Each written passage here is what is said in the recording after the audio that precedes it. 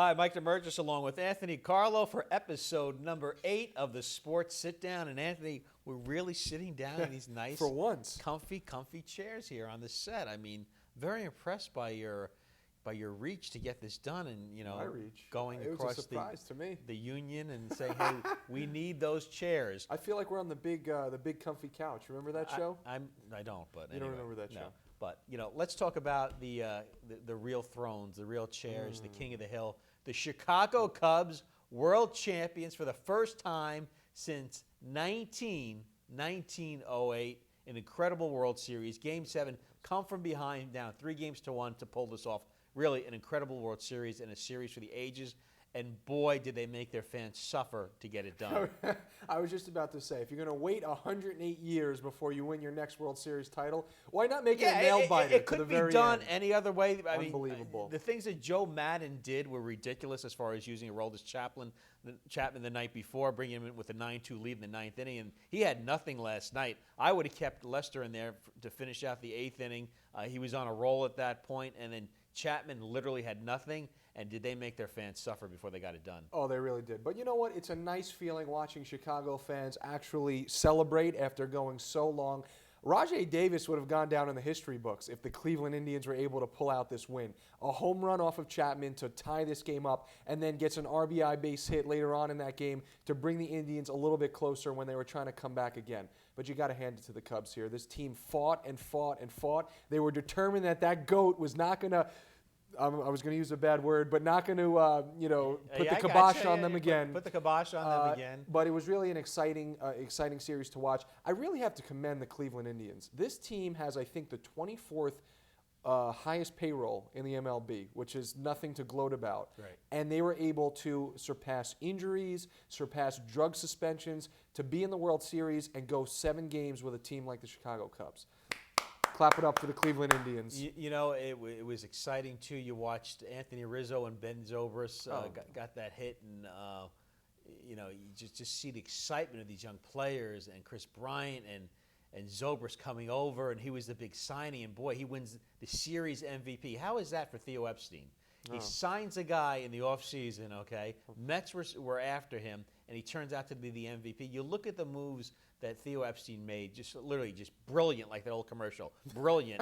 And to pick up a guy like Anthony Rizzo, too, who I love watching Anthony Rizzo play. This kid's got excitement. Oh, yeah. He has fun. He has zero attitude. And he's a combination in the field of a Don Mattingly and Keith Hernandez, who played a little bit before your time, but an exciting guy, and they're just an exciting team.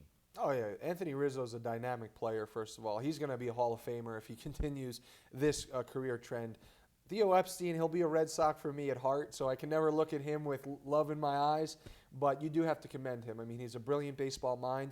As you said, he put the right pieces together. A lot of people doubted Ben Zobrist. They said, you know what, this guy's not worth the money he was being offered in these off-season contracts that he was being offered. But obviously they pulled the right plug, because Ben Zobrist had an amazing year and was one of the key components to them winning the World Series. And how about Bill Murray? Happy as ever. I love Bill Murray. I mean, Bill Murray... as much as I love Reggie Jackson back in the day watching him play, Bill Murray was the guy that I went to the movies to see, Stripes, and so many of his movies just incredible in that. And he's been a lifelong Bears fan, lifelong Cubs fan. But we're talking about some of the moves that, Epstein looked like a genius. I don't know what they're going to do with Hayward in right field. I mean, this guy can't buy a hit if he had a ticket and $1,000. Incredible. Yeah. And also, it looked like the move with Chapman was going to backfire on Joe Maddon. It would have been interesting to see how, if the Cubs would have lost this World Series, how his career as a manager would be looked by keeping Chapman in there the night before for the 9th inning with that 7-run lead, and then last night taking Lester out in the 8th inning and not just letting Lester finish it out, and then bringing Chapman in. Well, Joe Maddon has always been an unorthodox manager. Yes, but yes. The reason why he's reaped the benefits is because many of the odd moves he makes either don't come back to bite him, they get kind of lost in the the whole storm, or they wind up to be the right moves, crazy enough. But Aroldis Chapman, I mean, that was a chancy move, bringing him in. He is a gunslinger. I mean, he was throwing hard, but he just couldn't get these guys out. And some people, who I talk to tell me they were never comfortable watching Chapman come in to shut the door. I mean, the guy throws 105 miles per hour, but he is very erratic at times. I mean, he can't throw strikes. Well, he's got his control down over the years, but He didn't have it yesterday, and he was he was missing down. And John Smoltz, a great analyst, was saying he cannot miss down because if he misses down, he's going to get in trouble, and he did. I wonder now, from a marketing and business perspective, you got the Billy Goat Tavern where the famous saying from SNL is cheeseburger, Coke, fries. You want that? Yeah. So what's going to happen to all the marketing of the Goat Busters, the Billy Goat Tavern?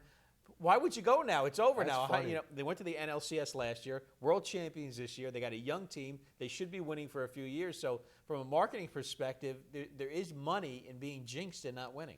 Oh, that's a great point. I mean, I didn't even think of that, but I think if they go another 108 years before they win another World Series, there'll be some other curse thing that comes up. Maybe it'll be a cat instead of a goat, and we'll have a whole new marketing business for them. I don't know about you, but 108 years from now, we'll be here to talk about that. So, hey, speak for yourself. Moving along, the New York Jets suddenly are 3-5. I thought the first half was a disaster last week, and I wasn't sure if they got pounded the way they were getting beat in the first half that Todd Bowles was going to make it on the plane ride home from Cleveland to New York. They pulled it out. They're 3-5. Maybe I guess the Jets season is somewhat saved, but there is a chance of them going 5-5. Despite their horrible start. Well, I spoke to Marcus Williams this week. Mm-hmm. You know who that is? I've heard of him. I didn't know who that was. I spoke to him, but I asked him, hey, what's been the difference? He's a cornerback for the Jets.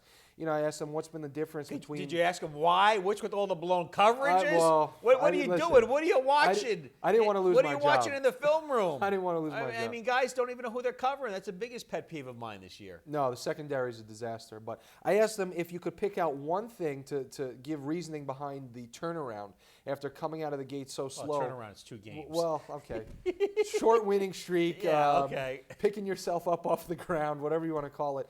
He just said they're understanding each other better. I mean, he kind of gave the generic response to that. But I think that this team, going into this game against Miami, it's going to be a test for them. I mean, this is a rival of theirs that has some weapons on this team that can really destroy the Jets secondary. So it'll be interesting to see. But for a Jets fan who's now a Vikings fan and now coming back to being a Jets fan. I am not coming back to being a Jets fan. That's right, I'm rooting for the Vikings. Speaking of which, ratings are down in the NFL. And, oh, by the way, the Bears-Viking games the other night was unwatchable. Unwatchable. Oh, yeah. The quality of play in the NFL this year is deplorable, and the ratings are down. And a lot of it has to, Anthony, do with they don't practice anymore. Okay, they do not practice during the exhibition season. The quality of play is deplorable right now. Yeah, but can you blame the ratings for being down when a couple of your Thursday night games involve Jacksonville? I forget the other teams, but bottom of the barrel teams. It's saturated. The scheduling is ridiculous in the NFL. It's what are they saturated. going for with these Monday night and Thursday night games? I mean, there's no draw at all. I haven't watched one of those games, and I don't plan on doing so. A lot of times you got to remind me that there's a Thursday night game. A lot of times I completely forget there's a Thursday night game. Right. But you know what? You'll never forget about this show. He's Anthony Carlo. I'm Mike Damergis for the Sports Sit Down.